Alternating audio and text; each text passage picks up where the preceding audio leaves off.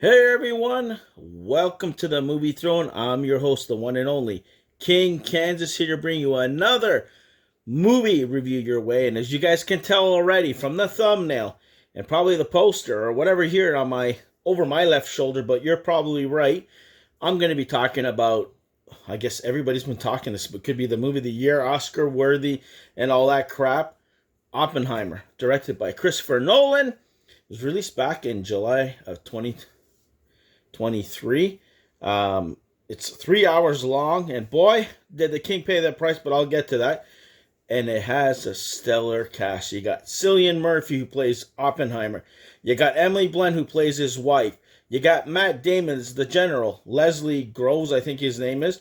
You got RBJ, Robert Downey Jr., as Louis Strauss, which he's the guy who how this whole story goes around to.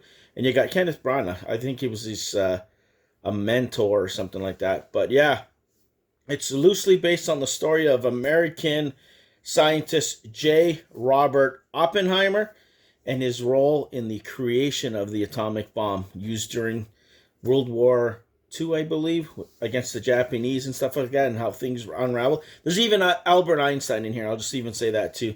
I don't know who the actor is, but he's in here too. But like always, you guys know the drill. There's going to be a non-spoiler and then a spoiler. So Florence Pugh's in here as well. I forgot her, but she's a big part of this too.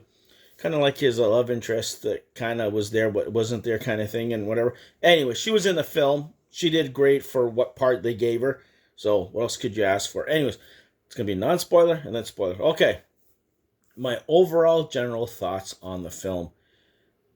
It was a good film. Well acted, well directed, well shot. It's Christopher Nolan. What do you expect, right? What else can I say? Well written. It's a slow burn, but when things kind of stressfully build up to when the bomb hits, because you know that's the truth. There's no spoiler about that. And then the events after that, the downfall, the after effect, or whatever you want to call it there, the backlash that he had to deal with. But holy crap. You got bits and parts. There's a lot of jumping back and forth. So there's like stuff that's about to happen, then what he remembers being said in the past, the kind of thing. There's black and white and there's color. That's the best way you can distinguish what part of his life it is and all that stuff. From his first meeting with Albert Einstein to Robert Downey Jr.'s character has a big role. The general who wants him to use his science and whatever to create the weapon that's going to end all wars. So that's not a spoiler. To meeting, I guess, Emily Blunt's character, who was married and then kind of runs off with him a little bit, But yeah, it's 3 hours, guys. It's don't get me wrong. You got to watch every single minute so it can build up to where it needs to and then how it ends, right? If I had to say anything negative about this, is that it was too long. It was 1 hour too long, in my personal opinion. They could have got away with 2 hours, and you still would have known what happened to him in his life up to that moment that leads up to the atomic bomb and after. Pretty easy.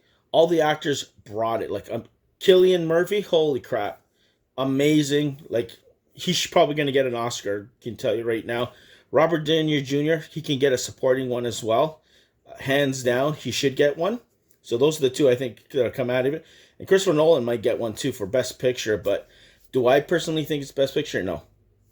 But that's just me, If you like these type of biopics and kind of films and war films that he's been producing, you're going to like this, I can tell you right now.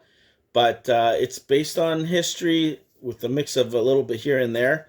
That could be true or not true kind of thing, or told from the events from Oppenheimer's perspective, if you want to call it that, or Robert Downey Jr.'s character, because that's who kind of ties the whole story together from the beginning, because he's asked, when did you first meet him, up to where he is right now, and what things go down and get unravel. But it was good.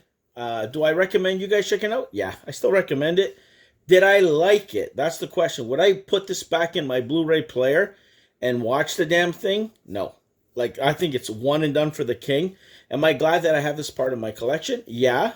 Got it on 4K Blu-ray as well, so that tells you everything. But liked it. Performances were great. If you like these type of films, you're going to like it.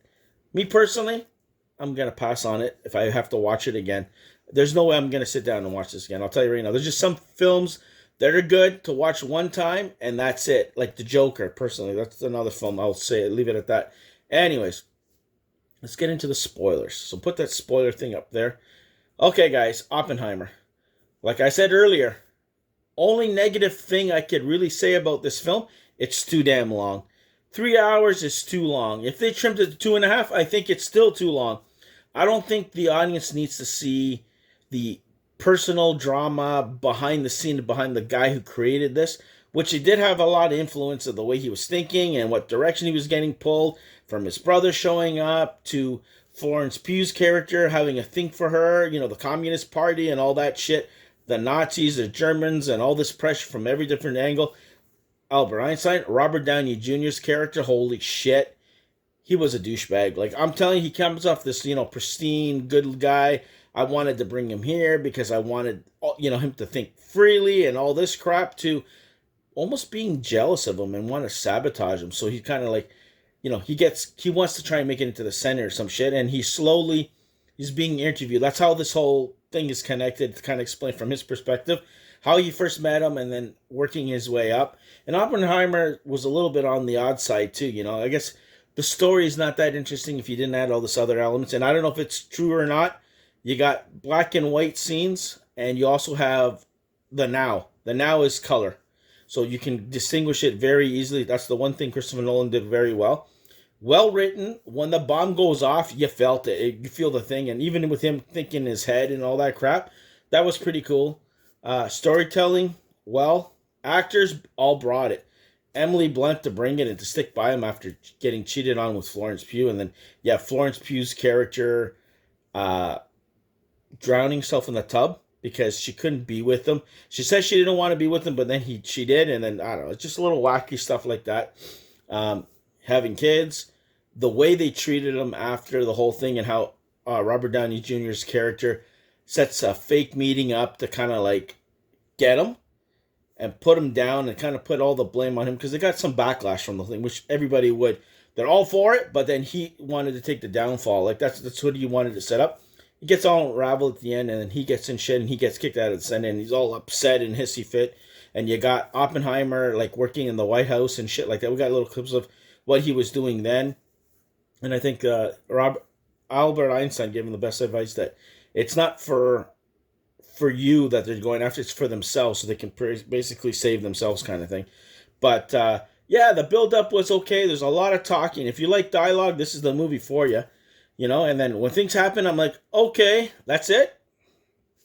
You don't even see them drop the bomb in the movie, so you can see the damage that it's caused. That would have been cool to actually see that, but I don't know what kind of damage control Christopher Nolan wanted to do. He wanted to give you the idea that's what happened. You guys already know Nagasaki and Hiroshima, and the effect and all that crap, and maybe focus more on the man behind the atomic bomb than whatever, and how they were toying with the hydrogen bomb and all this other crap, and the other people that were infected by this as well, like what he did in order to succeed at the end of it, and the guilt that he felt from doing it. Like, he wanted the attention, but he didn't want the attention in that way, if you know what I'm saying. He wanted to prove one of his theories true, but by doing so, it ended the war, right, kind of thing. And yeah, it's kind of interesting to see it on that perspective.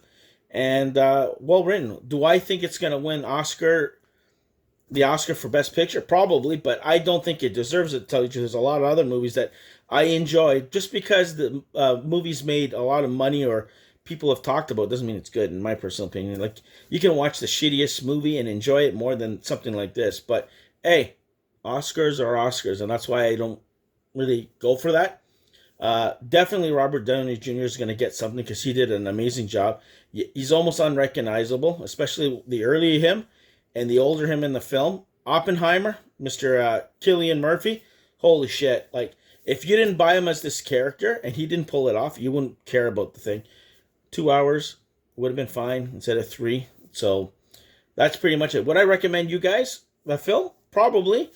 Would I watch it again or anything? No. But I bought it on Blu-ray, so it's like one and done for the king. But you guys let the king know in the comment section below. Did you guys like it? You know, let me know in the comment section. Try not to spoil it too much, even though this part of the video is spoilery. So there you go, guys. that is my official thoughts and review on Oppenheimer, directed by Mr. Christopher Nolan, starring Cillian Murphy, Emily Blunt, Matt Damon, Robert Downey Jr., and a whole bunch of other amazing actors. I hope you guys liked it. Like, share, and subscribe like I told you. Stay off the King's Throne. Check out my Indiana Jones movie review. And probably, I'm hoping I dropped Gone in 60 Seconds movie review sometimes too. Whether it's before this video, after, whatever. And check out the podcast for your chance to win a couple of those digital codes that I have up for grabs. Comment in the comment section, guys. Tell the king why you guys deserve one of those 2 movie codes. I think one was Indiana Jones and Dial of Destiny.